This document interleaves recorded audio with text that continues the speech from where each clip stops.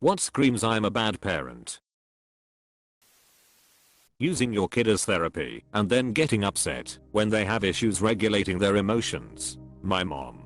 100%. She told me some really heavy stuff about her childhood when I was 6. So I spent a good deal of my early adulthood figuring out how to process my own problems.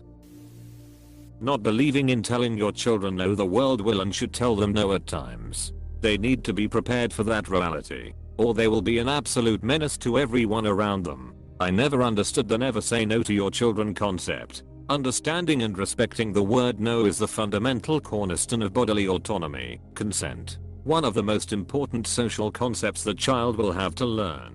They need to understand both, that they have the right to say no, a right they need to learn very early on, and that they have a responsibility to respect when others say no.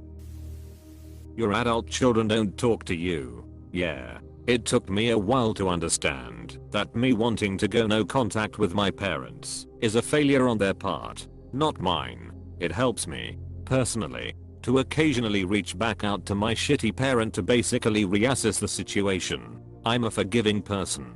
Mostly because the weight of being angry at her is too heavy and has caused me so many issues in adulthood. It's much easier to justify my actions after I send a ready to get over it yet message. And my mother sends back a 12-page essay on why I'm the shittiest person to ever walk this earth, and she could never deign to speak with me again unless I agree to her narrative that I'm a bad person. Then I just say, okay, I'll try again in a few years. It also staves off the "or you should try to talk to her" type of people and helps others see her for what she really is, rather than blame me for closing off the communication. Zero interest in the kid. Doesn't care what they do or what happens to them as long as they don't inconvenience them.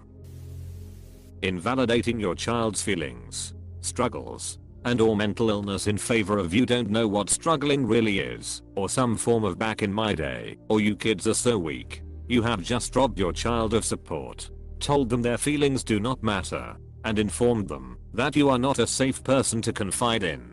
I remember coming home from freshman year in high school after a particularly bad round of bullying that day, mid-90s, and trying to talk to mom about it. All I got was, "Life's a bitch. Sooner you realize that, the sooner you'll get over it. It'll never be fair." Zero sympathy, no empathy for sure.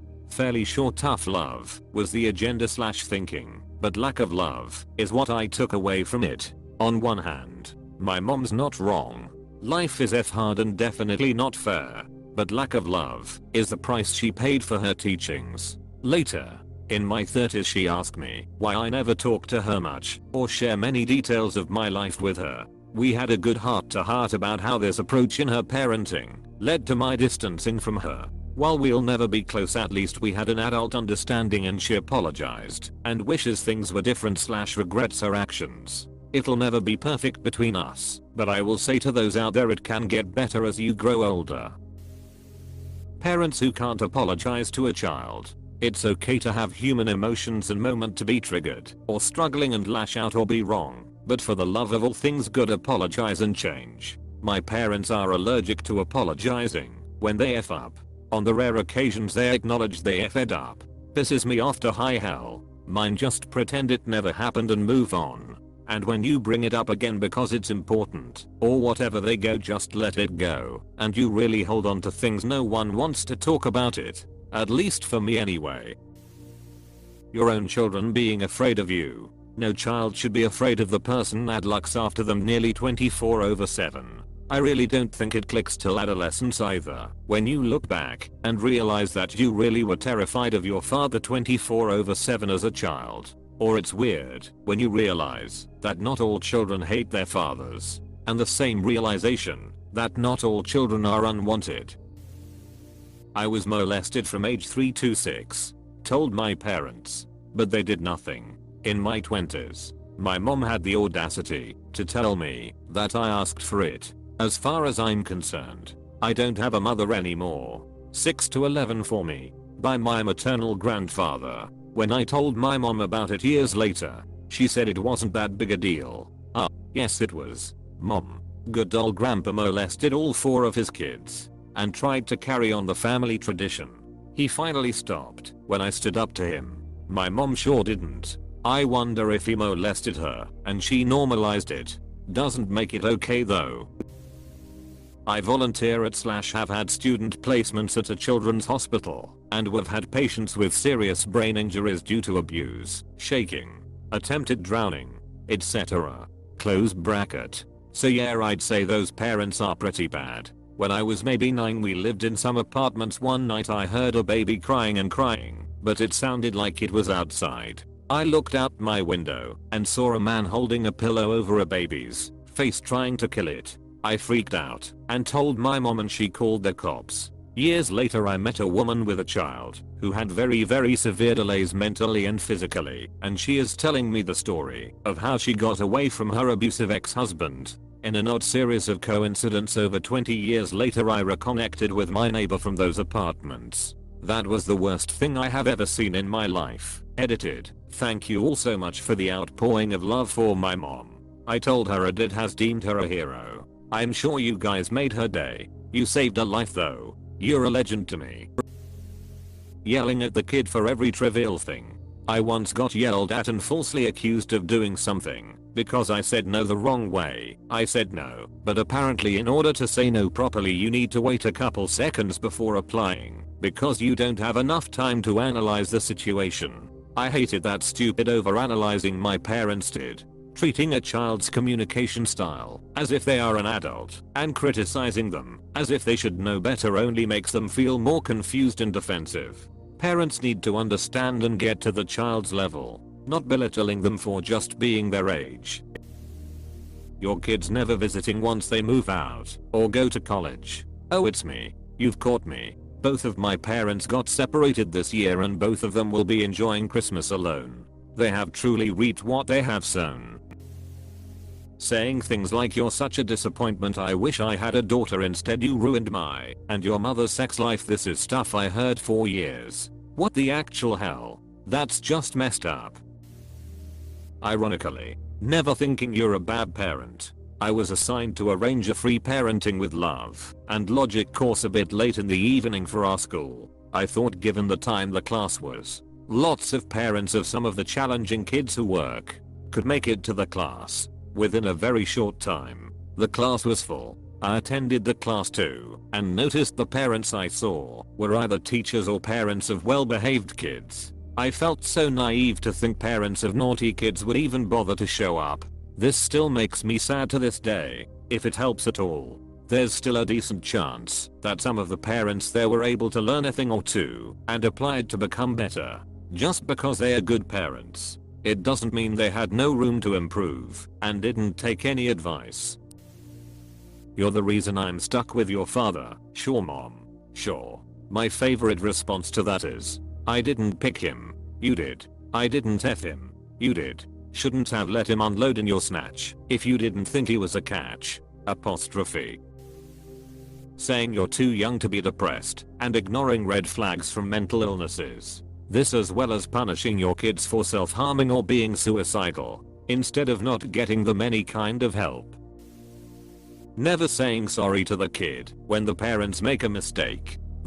My mom has extreme accountability issues. Nothing is ever her fault. I'm 43 meters. And after therapy this year I finally confronted her about the abuse I suffered as a kid. Emotional from her and physical from my dad. You know what she told me? That my behavior was the reason she and dad had marital problems. And if I had just tried to be a better kid, the whole family could have been happier. I'm very minimal contact with her for so many reasons. Blaming your own mistakes and regrets on your kids. And on the flip side, living vicariously through your children because of your own mistakes and regrets.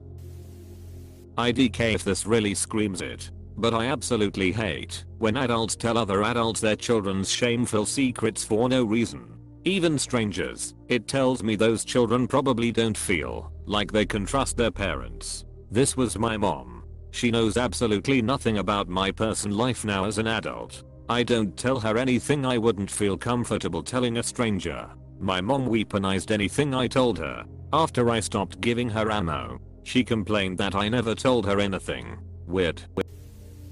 Triangulation. After divorce, one of our parents immediately weaponized our relationship against the other. I'm 32 and still unweaving all of the details in my brain. Edit. It hurts my heart to know so many can relate. But it warms my heart to be reminded that I'm not alone. My mom did this big time with us. Behave or I'll send you to your father's apostrophe was a threat as a kid. Never really knew my dad or why they got divorced. He's dead. So I know I'll never get the actual reasons or facts on it. Edit. To clarify, mom didn't kill him. They divorced then he died years later. This reads as, behave or I'll put you in the ground with your father. Edit. Obligatory highest karma comment edit. Title. Making your child think they aren't good enough. My mom once told me you're a screw up and you'll always be a screw up. I still think about that every time life isn't going my way or I'm feeling bad. Treating your son as the man of the house because you're single. Always believing they're right because they're the adult and therefore not letting the child have any say. If I had a dime for every time I heard this as a kid, I'd have had my therapy paid for well into my 40s. Treating your kid as your therapist. My mom found a love note to my dad from his mistress, which included a condom. That day, she picked me up from school, 9th grade, drove a few minutes down the road in an angry silence, then suddenly pulled over and thrust this letter in my face. She then proceeded to come into my room, crying a number of times over the next couple of years to tell me about their problems in the divorce. Meanwhile, just after the divorce, my dad used me as his relationship therapist with his mistress turned girlfriend. At one point I snapped and yelled, I've never even been on a date. How would I know about any of this?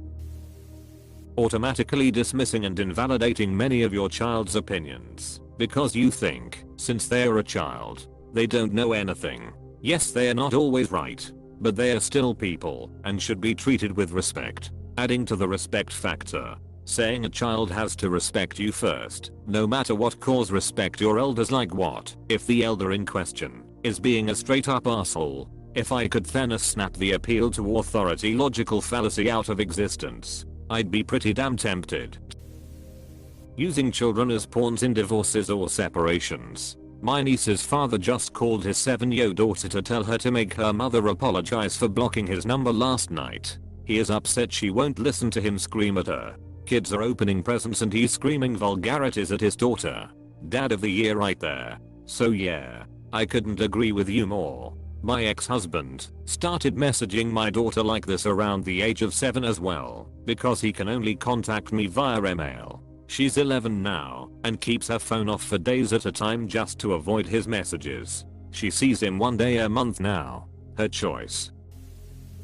Telling your kid that you need them only for their money in the future. One day we will all live on the same plot of land so that you can still take care of me. I've got a life to live. Stop holding me back with your already health issues you caused yourself because you've been deadbeat for the past 20 years. Mom, my mother-in-law is like this. We bought a small house on a half acre, specifically so I can have a huge garden, because that's my hobby. She's been sending my husband articles about granny pods, like we are ever going to build her a tiny house on our land instead of use it for gardening. She's in terrible health. Also because of her own choices. She lives on social security and no retirement money because every time she quit a job during her working years, yes, quit, not lost the job, she would drain her 401k in savings before she decided to find a new one.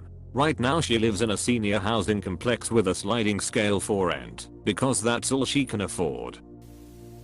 Not giving the kids rights/privacy.